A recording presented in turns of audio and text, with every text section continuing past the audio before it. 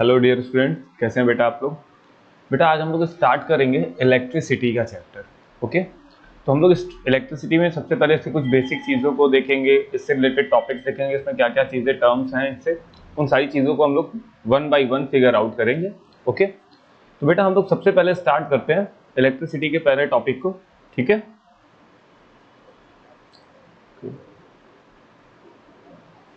Sorry, okay देखिएगा बेटा। तो अगर हम लोग इलेक्ट्रिसिटी के पहले टॉपिक को स्टार्ट करते हैं तो इसमें क्या क्या चीज़ें आती हैं और कैसे होती हैं, थोड़ा सा इसको वन बाय वन हम लोग देख लेते हैं। ठीक है, देखिएगा। सबसे पहले टॉपिक आता है बेटा चार्ज। ठीक है, व्हाट इज चार्ज। अगर मैं चार्ज के बारे में देखूंगा चार्ज क्या आता है, तो नॉर्मली आप जानते हैं कि हमारे पास दो तरीके चार्ज होते हैं, एक पॉजिटिव चार्ज होता है, एक निगेटिव चार्ज होता है। इन सब के बारे में हम लोग जानते हैं। तो यहाँ पे वही कह रहा है कि there are two types of charge, one is positive and another one is the negative charge. अब ये जो चार्ज होते हैं एक्चुअल में क्या होते हैं, नॉर्मली आपने आयंस जानना होगा। तो आयंस ये जो चार्ज होते हैं ना, यही होते हैं। तो एक पॉजिटिव चार्ज होता है, एक निगेटिव चार्ज होता है। चार्ज कैसे बनते हैं, अगर किसी के पास एक्सेस इलेक्ट्रॉन है तो वो निगेटिव चार्ज हो जाता है, अगर किसी के पास कम इलेक्ट्रॉन है यानी कि उसे इलेक्ट्रॉन की रिक्वायरमेंट है तो वो पॉजिटिव चार्ज बन जाता है। तो ये तो चार्ज की यूनिट होती है बेटा, इसके बारे में देखते हैं। What is the unit of the charge. तो कह रहा है the SI unit of the charge is the coulomb. The SI unit of charge is coulomb. इसका सिंबल होता है बेटा C. The smaller unit of the charge are milli coulomb, micro coulomb. Milli coulomb को हम लोग mc और micro coulomb को हम लोग म्यू सी बोलते हैं। दैट सिंबल, ये जो साइन है बेटा, सिंबल है ये म्यू और C. And the nano coulomb nc इसको कहते हैं। अब 1 milli coulomb is equal to 10 to the power -3 coulomb. 1 micro coulomb is equal to 10 to the power -6 coulomb. 1 nano coulomb is equal to 10 to the power -9 coulomb होता है बेटा। ठीक है, तो बेसिकली हम लोग ये तो जानते हैं कि Q। अब देखिएगा चार्ज की यूनिट के बारे में तो हम लोग कह लिए, लेकिन जो चार्ज को हम लोग शो करते हैं ना बेटा, चार्ज को अगर किसी लेटर से डिनोट करना होता है बेटा तो वो होता है letter N। The charge is denoted by the letter N। Okay बेटा, so Q is the charge। तो what is Q is equal to N into E। and what is Ne बेटा, N का मतलब होता है नंबर ऑफ इलेक्ट्रॉन। N का मतलब होता है नंबर ऑफ इलेक्ट्रॉन और E का मतलब होता है the charge on an electron. तो Q is equal to the number of electron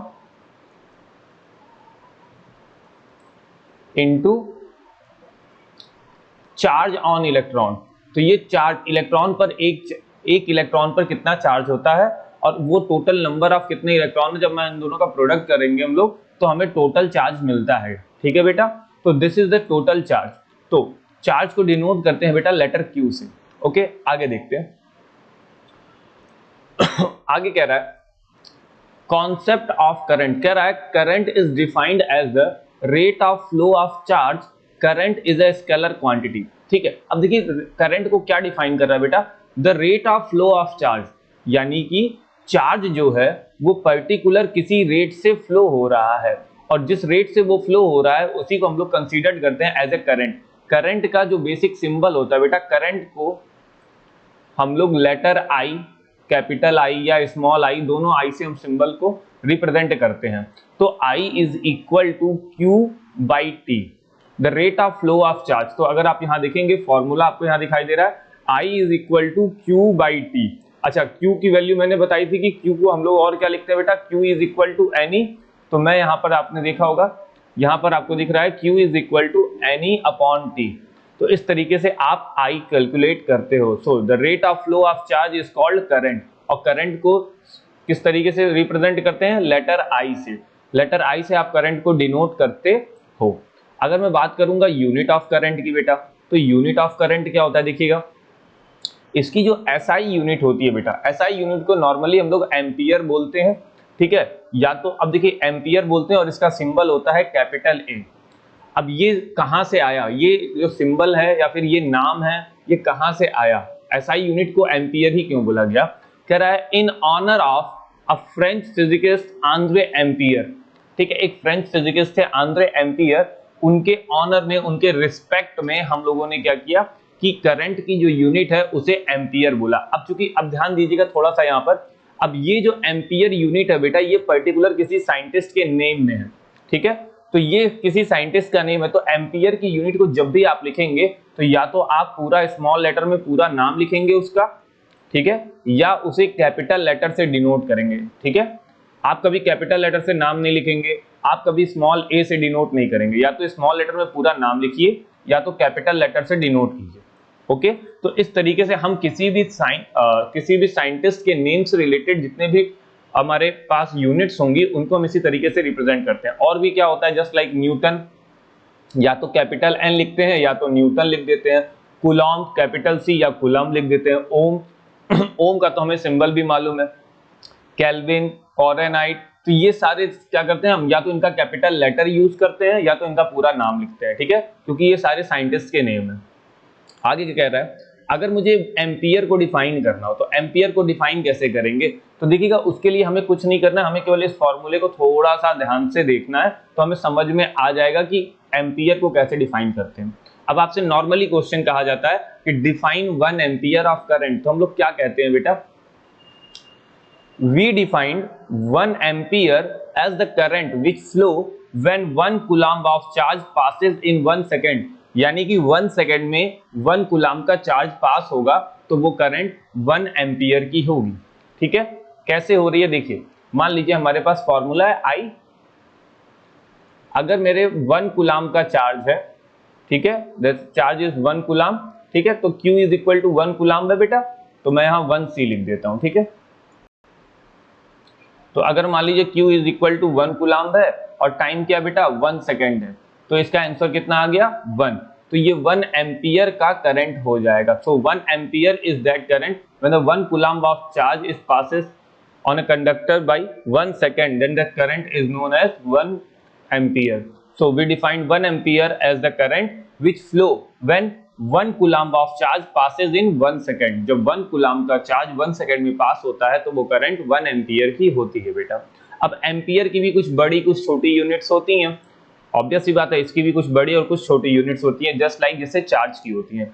तो देखते हैं मिली एम्पियर, अब यहाँ पे आपको दिख रहा है 1 milli ampere 10 to the power -3 ampere, 1 micro ampere 10 to the power -6 ampere, ऐसे ही नैनो एम्पियर का भी हो सकता है, ठीक है। तो आपको ये रिलेशन हमेशा दिमाग में रखने होंगे, ठीक है बेटा।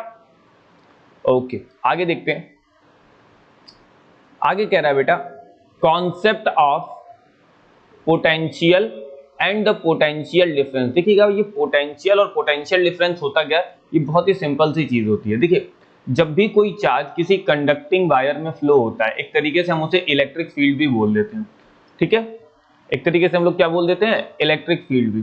तो जब कोई चार्ज इनफाइनाइट से पर्टिकुलर किसी पॉइंट तक आता है तो आने में वो एक वर्क करता है, so that work done is called the potential difference. उस चार्ज के थ्रू जो वर्क डन होता है एक इनफाइनाइट पॉइंट से एक पर्टिकुलर पॉइंट तक आने में, उसे कहते हैं पोटेंशियल। लेकिन जब दो नोन पॉइंट्स के बीच में चार्ज ट्रेवल करते हुए वर्क डन करता है तो हम लोग उसे बोल देते हैं पोटेंशियल डिफरेंस। ओके बेटा, तो देखिएगा क्या कह रहा है, the potential at a point is defined as the amount of work done in bringing a unit positive charge from infinity to that point. यानी कि जब चार्ज इंफिनिटी से किसी एक पर्टिकुलर पॉइंट तक आता है तो वो उस पॉइंट का पोटेंशियल हो जाता है। वो उस पॉइंट का क्या हो जाता है बेटा, पोटेंशियल होता है, not potential difference, it is only potential. आगे कह रहा है it is denoted by the symbol V, it is denoted by the symbol V and it is a scalar quantity. ये स्केलर क्वांटिटी है क्योंकि इसमें कोई डायरेक्शन नहीं है। और इसको किस लेटर से डिनोट करते हैं, यानी कि पोटेंशियल को हम लोग कैपिटल V लेटर से डिनोट करते हैं। तो पोटेंशियल हो या पोटेंशियल डिफरेंस हो, दोनों को डिनोट बेटा हम लोग कैपिटल V से कहते हैं। लेकिन इन दोनों को डिफाइन करते हुए हमें केवल यही चीज ध्यान रखनी है कि पोटेंशियल इनफाइनाइट से पर्टिकुलर एक पॉइंट तक आने में हुआ वर्क डन है और पोटेंशियल डिफरेंस दो नोन पॉइंट के बीच में वर्क डन होता है, ठीक है बेटा। तो इसका बेसिक फॉर्मूला होता है V is equal to W/Q। Okay, आगे देखते हैं बेटा। अब देख लीजिए यहां पर पहले पोटेंशियल डिफरेंस देख लेते हैं, क्या कह रहा है, the potential difference between 2 points is equal. अब देखिए यहां पर लिख दिया बिटवीन 2 पॉइंट्स और वहां पर 1 पॉइंट और दूसरा पॉइंट इनफाइनाइट था और यहां पे केवल 2 पॉइंट है। The potential difference between 2 points is equal to the work done in moving a unit positive charge from one point to the other point. यानी कि एक पॉइंट से दूसरे पॉइंट तक जब चार्ज मूव करता है तो वो क्या हो जाता है बेटा, पोटेंशियल डिफरेंस हो जाता है, क्योंकि यहाँ पर दोनों पॉइंट नोन है। तो पोटेंशियल हो या पोटेंशियल डिफरेंस हो बेटा, क्वांटिटी उसकी स्केलर ही होती है। ठीक है, बस हमें ये चीज दिमाग में रखनी है कि अगर पोटेंशियल, इलेक्ट्रिक पोटेंशियल की बात कर रहा है तो चार्ज इनफाइनाइट से किसी एक नोन पॉइंट को आएगा, लेकिन अगर पोटेंशियल डिफरेंस की बात कर रहा है तो चार्ज एक नोन पॉइंट से दूसरे नोन पॉइंट तक जाता है। ओके बेटा, आगे unit of the electric potential. Electric potential की कुछ यूनिट्स के बारे में हम लोग बात कर लेते हैं। तो इसकी जो बेसिक एसआई यूनिट होती है जिसे हम लोग कहते हैं जूल पर कूलम्ब। क्यों? क्योंकि भाई potential difference is equal to work done और बाय द चार्ज। तो बेसिक फार्मूला हमारे पास क्या आ गया, V is equal to the work done by the charge. ठीक है, ये होता है। तो यहां पर क्या कह रहा है, the SI unit of the potential is joule per coulomb, और जूल पर कूलम्ब ऐसे लिखते हैं, which has been given the name volt, जिसका नाम क्या हो जाता है, volt, in the honour of the scientist Volta. ठीक है, अब थोड़ा सा समझिएगा, V W वर्क डन की यूनिट क्या होती है बेटा, जूल, और चार्ज की यूनिट क्या होती है बेटा, कूलम्ब। तो जूल पर कूलम्ब को ही हम लोग क्या बोल देते हैं, वो पोटेंशियल डिफरेंस की यूनिट होती है। तो पोटेंशियल डिफरेंस की यूनिट जूल पर कूलम्ब होती है, लेकिन इनको एक साइंटिस्ट के ऑनर में हमने इसको क्या बोल दिया, वोल्ट बोल दिया। ठीक है, क्या बोल दिया, वोल्ट बोल दिया, जिस साइंटिस्ट का नाम था वोल्टा। तो वोल्टा के ऑनर में इसकी जो यूनिट रखी गई दैट इज कॉल्ड वोल्ट। ठीक है, अब इसे कैपिटल V से भी डिनोट कर सकते हो या स्मॉल v से, ज्यादातर पूरा लिखते हैं। इसे ज्यादातर पूरा लिखने में ये कंफ्यूजन नहीं होती, क्योंकि हम पोटेंशियल का जो सिंबल होता है रिप्रेजेंट करने का, उसको भी V से डिनोट करते हैं, और उसकी यूनिट को भी अगर V से डिनोट करते हैं तो थोड़ा सा बहुत सारे बच्चे कंफ्यूज हो जाते हैं। तो बेटर ये होता है कि आप उसका पूरा नाम लिख दें। ठीक है बेटा, तो इसमें कभी कंफ्यूज मत होना। अब तुमसे पूछेगा डिफाइन 1 वोल्ट, तो भाई 1 वोल्ट क्या होता है, 1 वोल्ट तो तभी आएगा जब 1 जूल का वर्क डन होगा और 1 कूलम्ब के चार्ज के थ्रू। तो जब 1 कूलम्ब के चार्ज के थ्रू 1 जूल का वर्क डन होता है तब वो पोटेंशियल डिफरेंस वहां क्या हो जाता है, 1 वोल्ट। ठीक है, तो यहां पे कह रहा है hence the potential at a point is said to be 1 volt when 1 joule of work is done, when 1 joule of work is done in bringing 1 coulomb of charge from infinity to that point। यानी कि 1 coulomb का जो one volt का जो potential होगा बेटा वो 1 joule के वर्क डन के इक्वल होगा। 1 जूल का वर्क डन जब क्या होगा, 1 कूलम्ब का चार्ज जब इंफिनिटी से एक पर्टिकुलर पॉइंट तक आएगा और 1 जूल का वर्क डन करेगा, तब जो पोटेंशियल आएगा वो 1 वोल्ट का होगा। अब इसी तरीके से पोटेंशियल डिफरेंस में भी 1 वोल्ट को डिफाइन करते हैं हम लोग। ठीक है, क्या लिखा है देखिएगा, the potential difference between the 2 points is said to be 1 volt if the work done in moving a 1 coulomb charge from a 1 point to the another is 1 joule. यानी कि 1 कूलम्ब के चार्ज को 1 पॉइंट से another point ले जाने में अगर 1 joule का वर्क डन होता है तब जो पोटेंशियल डिफरेंस होता है वो 1 वोल्ट होता है बेटा। ठीक है, तो पोटेंशियल डिफरेंस कितना हो जाएगा, 1 वोल्ट का पोटेंशियल डिफरेंस हो जाएगा। ओके बेटा, आगे देखते हैं। आगे बात करते हैं बेटा हम लोग रेजिस्टेंस की। किसकी बात करेंगे बेटा, रेजिस्टेंस। रेजिस्टेंस क्या होता है एक्चुअल में, सीधे सीधे समझिए, रेजिस्टेंस एक अपोज करता है फोर्स, एक ऐसा फोर्स जनरेट होता है जो कि अपोज करता है। यानी कि अगर कोई बॉडी मूव कर रही है तो उसको अपोज करने वाले फोर्स को हम लोग रेजिस्टेंस फोर्स कहते हैं एक तरीके से। ठीक है, अब जैसे मान लीजिए आप बाइक से या फिर कुछ नॉर्मल सड़क पे चलते हैं किसी भी व्हीकल से, तो रास्ते में आपको बार बार एक स्पीड ब्रेकर्स मिलते हैं। तो स्पीड ब्रेकर क्या करते हैं, उसकी स्पीड को स्लो डाउन करने का काम करते हैं। किसी भी व्हीकल जब स्पीड ब्रेकर के पास पहुंचती है बेटा तो वो स्लो डाउन हो जाती है, तो वो एक तरीके से रेजिस्टेंस का काम करता है। तो सेम एज रेजिस्टेंस भी यही काम करता है। रेजिस्टेंस क्या करता है, जो चार्ज फ्लो होते हैं उनको स्लो डाउन करता है, कंट्रोल करता है एक तरीके से, यानी कि उनका अपोज करता है। तो क्या रहा है, the obstruction offered to flow of current by conductor is called resistance. यानी कि किसी भी वायर या किसी भी कंडक्टिंग वायर में जब करंट फ्लो होता है तो उसके करंट को अपोज कुछ करता है, तो वो जो ऑफर्ड होता है ऑब्स्ट्रक्शन या अपोज, उसी को हम लोग क्या बोलते हैं, रेजिस्टेंस बोलते हैं बेटा। क्या बोलते हैं उसको हम लोग, रेजिस्टेंस बोलते हैं, क्योंकि रेजिस्टेंस ऑफर होता है। अब देखिए रेजिस्टेंस कैसे ऑफर होता है, मान लीजिए ये कोई क्या है, जैसे मान लीजिए ये कोई मोटा सा एक वायर है अब इसमें चार्जेस फ्लो होते हैं, तो आपको दिखाई दे रहा होगा ये सारे चार्जेस हैं, ये सारे क्या है बेटा, चार्जेस हैं। तो जब चार्जेस एक रैंडम डायरेक्शन में मूव कर रहे हैं, ठीक है, अब जैसे यहाँ लिखा है पॉजिटिव आयंस, यहाँ लिखा है इलेक्ट्रॉन्स, और ये मेटल वायर पूरा है, तो इसमें चार्जेस सब एक दूसरे के रैंडम मोशन कर रहे हैं, जिससे हर एक चार्ज एक दूसरे चार्ज को क्या कर रहा है, अपोज कर रहा है कहीं ना कहीं, ठीक है। वो कभी एक चार्ज दूसरे एंगल से, कभी दूसरा चार्ज दूसरे एंगल से अपोज कर रहा है, एक दूसरे के चार्ज को सब लोग क्या कर रहे हैं बेटा, अपोज कर रहे हैं, सिर्फ और सिर्फ यहाँ क्या हो रहा है, अपोज हो रहा है। तो यहाँ पर बहुत ज्यादा रेजिस्टेंस है, एक तरीके से यहाँ पर करंट फ्लो नहीं हो रहा है। लेकिन अगर मान लीजिए इसमें हम कोई भी सोर्स ऑफ इलेक्ट्रिसिटी यानी कि कोई सेल या वगैरह कुछ लगा देते हैं, तो सारे के सारे चार्ज पर्टिकुलर एक सिंगल डायरेक्शन में मोशन करना स्टार्ट कर देते हैं। तो आपको दिख रहा होगा कि इस वाले फिगर में जितने भी इलेक्ट्रॉन्स हैं वो सब एक ही डायरेक्शन में जाते हुए आपको दिखाई दे रहे हैं, लेकिन यहाँ पर जो भी इलेक्ट्रॉन्स है सबकी डायरेक्शन क्या है बेटा, रैंडम डायरेक्शन है। तो रैंडम डायरेक्शन जब होती है तो करंट फ्लो होता हुआ नहीं माना जाता है।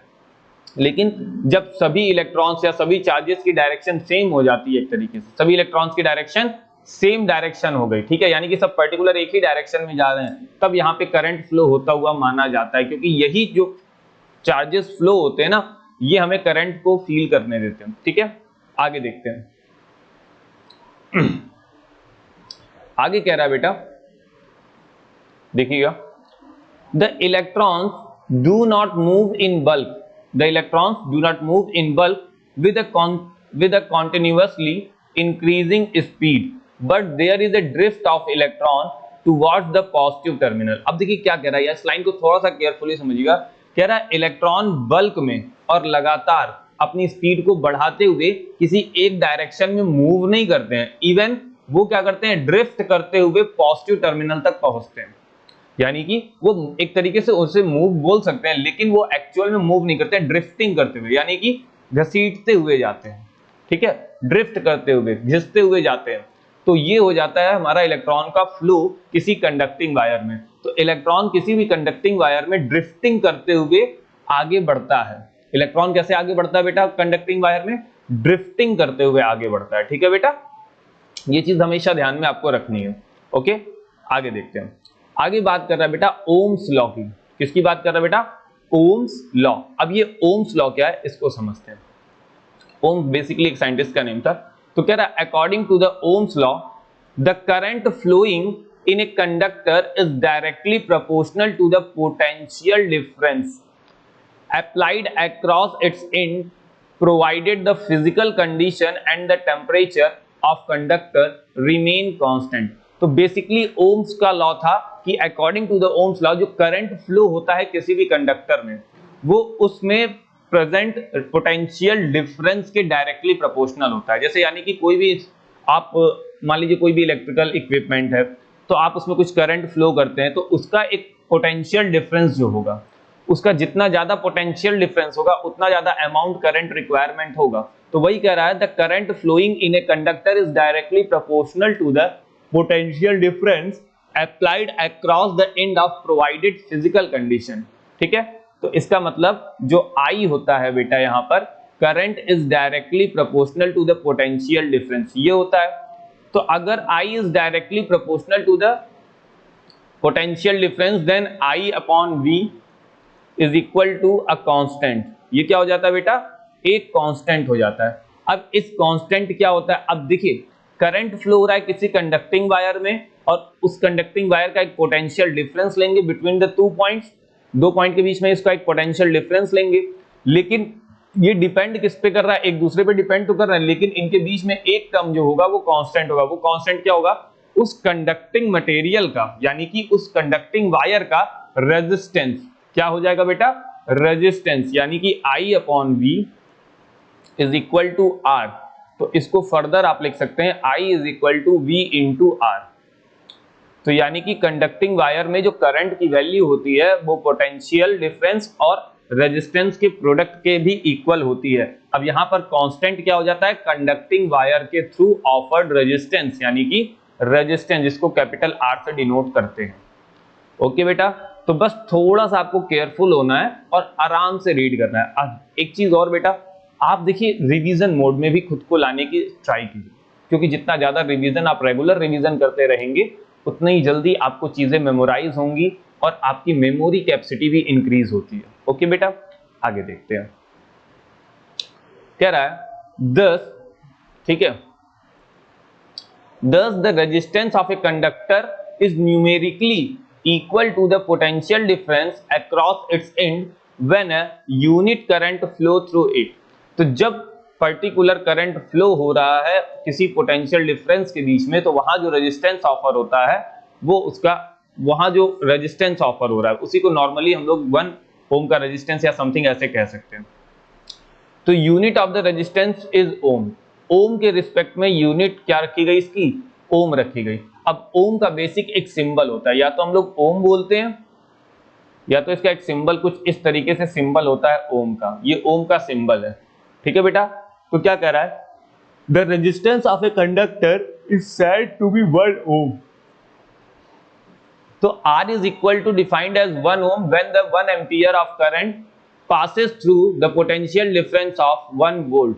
तो कह रहा है the resistance of a conductor is said to be 1 ohm if 1 ampere of current flows through it when the potential difference of 1 volt is applied across the end of the conductor। जब किसी conductor के बीच का potential difference 1 volt हो और वहां से 1 ampere की current flow हो, तो वहां पर जो रेजिस्टेंस ऑफर हुआ है उसकी वैल्यू 1 ओम आएगी। ठीक है बेटा, the high resistance R measured in the units. तो बेसिक इसकी यूनिट, एसआई यूनिट को हम लोग ओम बोलते हैं, तो इसकी कुछ बड़ी कुछ छोटी भी यूनिट होती है, तो ज्यादातर हम इसकी बड़ी यूनिट का यूज करते हैं। किलो ओम यानी कि 10 to the power 3 ohm, mega ohm यानी कि 10 टू द पावर 6 ओम, ऐसे ही छोटी यूनिट्स भी हो जाएंगी, माइक्रो, मिली। तो ये सब का रिलेशन आप निकाल लोगे, बहुत ही इजीली निकाल लोगे। आगे देखते हैं बेटा, कह रहा है कंडक्टेंस। अब देखिएगा यहाँ पे आपको दिखाई दे रहा है conductance, the reciprocal of resistance is called conductance. Resistance के रेसिप्रोकल को हम लोग कंडक्टेंस कहते हैं। मतलब I upon V is equal to क्या होता है बेटा, R। ये तो हो गया रेजिस्टेंस, लेकिन अगर मैं इसका रेसिप्रोकल करूं यानी कि 1 by R is equal to V by I, तो इस 1 बाई आर को हम लोग क्या बोलते हैं, कंडक्टेंस।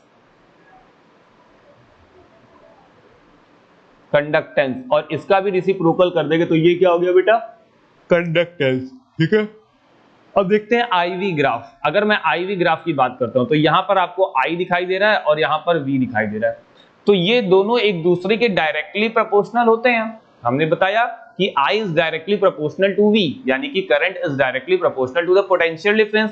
तो जैसे जैसे पोटेंशियल डिफरेंस दिखेगा, जैसे जैसे पोटेंशियल डिफरेंस इंक्रीज हो रहा है, वैसे वैसे करंट यानी कि I भी क्या होता जा रहा है बेटा, इंक्रीज होता जा रहा है। ठीक है, I भी क्या होता जा रहा है, इंक्रीज होता जा रहा है। हर एक पॉइंट पर अगर आप देखेंगे तो जैसे जैसे पोटेंशियल डिफरेंस इंक्रीज हो रहा है, I भी इंक्रीज होता जा रहा है। तो इस तरीके से आपका IV ग्राफ बनता है, यानी कि करंट और पोटेंशियल डिफरेंस का ग्राफ बनता है। ठीक है बेटा, आगे देखते हैं। अगर मैं इसके स्लोप की बात करूं तो इसका स्लोप हमें क्या देता है, देन इट इज ऑब्वियस, इसका स्लोप हमें देता है रेजिस्टेंस। इसका जो स्लोप होता है बेटा वो हमें क्या दे देता है, रेजिस्टेंस दे देता है। ठीक है, अब इसको थोड़ा सा और समझते हैं। कह रहा है the slope of IV, the slope of IV graph give us the 1 by resistance of the conductor, 1 by resistance of the conductor। Okay, आगे limitation of ohm law. Ohm law के लिमिटेशंस क्या क्या होते हैं बेटा, इसको थोड़ा समझते हैं। क्या रहा है, ohm's law is obeyed, ohm's law is obeyed only when the temperature of conductor remains constant. अगर किसी भी कंडक्टर का टेम्परेचर कांस्टेंट है तब तक तो ओम्स लॉ फॉलो होगा, लेकिन अगर उसके टेम्परेचर में इंक्रीज या डिक्रीज हो रहा है तो वो रेजिस्टेंस कांस्टेंट हो नहीं पाएगा, तो रेजिस्टेंस ऊपर नीचे होगा। क्यों, क्योंकि बेटा रेजिस्टेंस, किसी भी कंडक्टिंग मटेरियल का रेजिस्टेंस उसके टेम्परेचर पर डिपेंड करता है। ठीक है बेटा, तो टेम्परेचर पर डिपेंड होने की वजह से हम ये कह सकते हैं कि ओम्स लॉ तभी फॉलो होता है जब उस बॉडी का, उस कंडक्टिंग मटेरियल का, उस कंडक्टिंग वायर का टेम्परेचर भी कांस्टेंट होगा, तभी उसका रेजिस्टेंस भी क्या होगा बेटा, कांस्टेंट होगा। Is that clear? ओके, तो बेटा फिलहाल आज के लेक्चर में हम लोग इतना ही देखेंगे। एक बार देख लेते हैं हम लोगों ने क्या क्या देखा आज के लेक्चर में। सबसे पहले बेटा हम लोगों ने बात की चार्ज क्या होते हैं, कैसे होते हैं। ठीक है, इनका फॉर्मूला क्या होता है, फिर इनकी कुछ बेसिक यूनिट्स देखे हम लोगों ने कैसी, फिर आता है करंट। करंट क्या होता है, करंट की यूनिट क्या होती है, करंट का चार्ज से रिलेशन क्या होता है, इससे रिलेटेड फॉर्मूले क्या होते हैं, ये किस तरीके की क्वांटिटी होती है, इसकी छोटी यूनिट्स के बारे में भी हम लोगों ने देखा। पोटेंशियल और पोटेंशियल डिफरेंस दो अलग अलग चीजें होती हैं। तो पोटेंशियल, जब इलेक्ट्रिक पोटेंशियल की बात करते हैं तो इनफाइनाइट से पर्टिकुलर किसी पॉइंट तक चार्ज को आने में जो वर्क डन करना पड़ता है उसे कहते हैं। और इवन दो नोन पॉइंट्स के बीच में चार्ज को आने में या पास करने में या ट्रेवल करने में जो वर्क डन करना पड़ता है, that is called potential difference. इसका सिंबल V से डिनोट करते हैं और इसकी जो यूनिट होती है उसे भी वोल्ट लिखते हैं हम लोग, ठीक है। फिर हम लोगों ने देखा कि 1 एम्पियर ऑफ करंट क्या होता है या 1 वोल्ट ऑफ पोटेंशियल या 1 वोल्ट ऑफ पोटेंशियल डिफरेंस क्या होता है, इसको भी हम लोगों ने देखा। फिर आता है कॉन्सेप्ट रेजिस्टेंस का। रेजिस्टेंस क्या होता है, बेसिकली जो फ्लो ऑफ करंट है उसको रोकने की कोशिश करता है, एक ऑब्स्ट्रक्शन ऑफर्ड करता है, दैट इज कॉल्ड रेजिस्टेंस, ठीक है बेटा। अब रेजिस्टेंस का क्या रिलेशन निकलता है, रेजिस्टेंस जो होता है बेटा वो I by V होता है, I by V is equal to called resistance. इतना हमें हमेशा दिमाग में रखना होगा, ओके बेटा। तो ये चीजें आप हमेशा दिमाग में रखेंगे तो ज्यादा बेटर रहेगा। तो बेसिक हम लोगों ने इसके ग्राफ को भी देखा, इसके स्लोप को भी देखा, ठीक है बेटा। आगे की चीजें बेटा हम लोग नेक्स्ट लेक्चर में डिस्कस करेंगे, ओके, बाय बाय।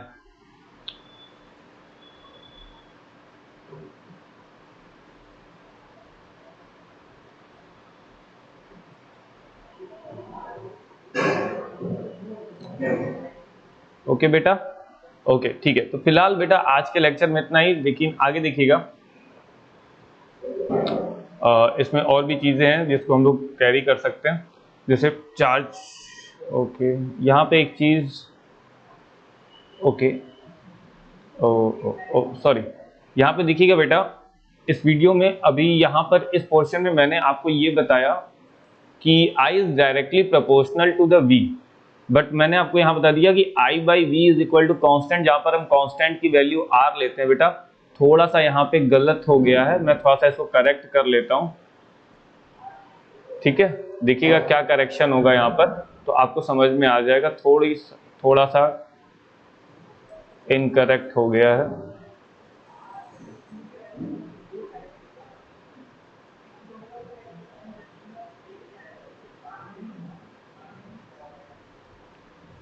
ओके, मैं इसको इरेज कर देता हूँ। बस ये हल्का सा इनकरेक्ट हो गया। यहाँ पर बेटा जो R लेते हैं हम लोग वो किस तरीके से रिप्रेजेंट करते हैं कि V is equal to I into R होता है। V इज इक्वल टू क्या हो जाता है बेटा, I into R, then it means to say R is equal to V by I, ठीक है। ये क्या हो जाता है, V बाई I, ठीक है बेटा। ये थोड़ा सा होता है, थोड़ा सा मैं, ठीक है, यहाँ पे थोड़ा सा गलत हो गया तो इसको थोड़ा सा आप ध्यान में दीजिएगा। दैट इज क्या हो जाता है बेटा, V बाई I हो जाता है, V is equal to I into R होता है, ठीक है बेटा।